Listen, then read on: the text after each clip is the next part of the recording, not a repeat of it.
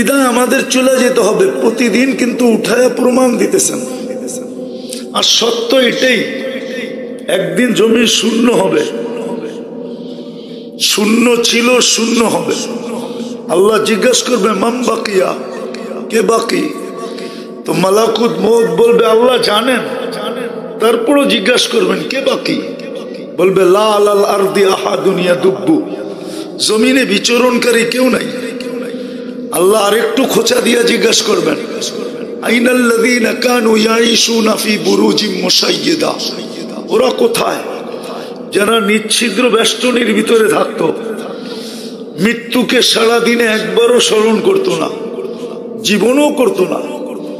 আমাদের সমাজের মানুষের চলাফেরা দেখলে আপনি একটা কথা বলেন, আমাকে যুক্তি দিয়ে বোঝান।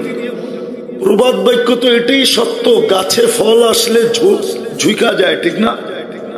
কি সত্য তো? বিদ্যা কি একটা ফল না? বলেন, বিদ্যা কি ফল না? সম্পদ কি ফল না? পদ কি ফল না?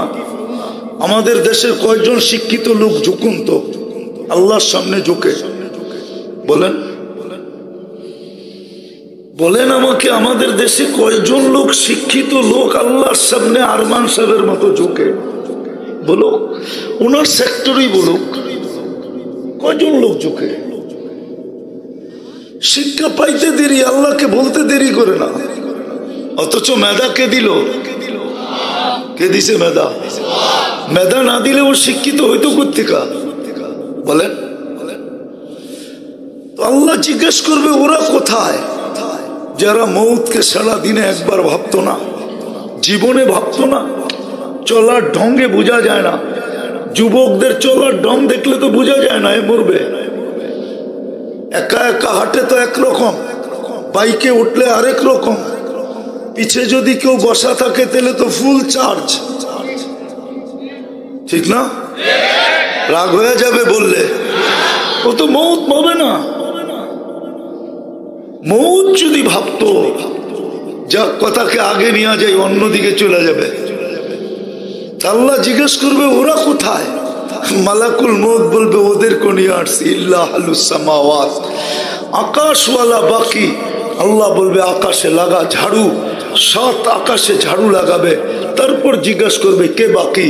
তো বলবে লা আলাল আরদি ওয়ালা আলাস সামাওয়াত, জমিনেও কেউ নেই, আকাশেও কেউ নাই, ইল্লাল্লাযীনা ইয়াঈশুনা তাহতা আরশি, শুধু আপনার আরশের নিচে যে আছে তারা আছে। আল্লাহ বলে লাগাও ঝাড়ু, আরশের নিচে লাগাবে ঝাড়ু। তারপরে জিজ্ঞেস করবে এইবার? তো বলবে লা আলাল আরদি ওয়ালা আলাস সামাওয়াতি ওয়ালা তাহতা আরশি ইল্লা ইসনা আশার ওয়া আনতাল হাইয়ুল্লাযী লা তামুত, শুধু 12 জন বাকি আছে, আপনি চিরঞ্জীব। আল্লাহ বলে নাম বলো, বলবে নাহনু আরবাআ, আমরা 4 জেনারেল, জিবরিল, মিকাইল, ইসরাফিল, মালাকুল মউত, ওয়া হামিস সামানিয়াতু মিন হামিলাতি আরশি, আপনার আরশ বহনকারী 8 জন। আল্লাহ হুকুম দিবে ফালিয়ামুত জিবরিল ওয়া মিকাইল ওয়া ইসরাফিল, 3 জনের মৃত্যু হবে। তারপরে জিজ্ঞাসা করবে কে? তারপরে বলবে 9 জন, আমি এবং 8 জন আরশ বহনকারী, আপনি চিরঞ্জীব। আল্লাহ বলবে ফালিয়ামুত হামিলাতা আরশি, আমার আরশ বহনকারীদের মৃত্যু হোক। তারপরে আল্লাহ জিজ্ঞাসা করবে এইবার? তো মালাকুল মউত বলবে আনা ওয়া আনতাল হাইয়ুল্লাযী লা তামুত, আমি আর আপনি চিরঞ্জীব। আল্লাহ বলবে ফাতামুত আনতা, এবার তোমার পালা, লিআন্নী কাতাবতুল মাউতা আলা মান তাহতা আরশি, এটাই আমার সিদ্ধান্ত, আমার আরশের নিচে যে আছে তাকে মরতে হবে। আল্লাযী হাই লা ইয়ামুত, যিনি চিরঞ্জীব, ফাহুয়া ফাওকা আরশি, উনি আমার আরশের উপরে বিরাজমান। বিদায় থাকার কোনো সুযোগ নাই। সাইয়ুলকি আলাইহি সাকারাতুল মাউত, আল্লাহ মালাকুল মউতের উপরে মৃত্যুর যাতনা ঢালবেন। মালাকুল মউত একটা চিৎকার দিবে আর পড়বে আর বলবে লাউ আলিমতু সাকরাতাল মাউত মা কাবাসতু আরওয়াহাল মুমিনিন, মৃত্যুর যাতনা সম্বন্ধে যদি কিঞ্চিত ধারণা থাকতো তো মুমিন মুসলমানকে নিয়ে আসার দায়িত্ব আমি নিতাম না, চলে যেতে হবে। বিদায় একটা প্রশ্ন বাবা উচিত, বাবা উচিত, আমি একটু ঘুরে নিয়ে যেতেছি, বাবা উচিত। আজকে অনেক পরিচয় চলে, মৃত্যুর পরে কোনো পরিচয় চলবে না, দুনিয়ার কোনো পরিচয় এখানে চলবে না।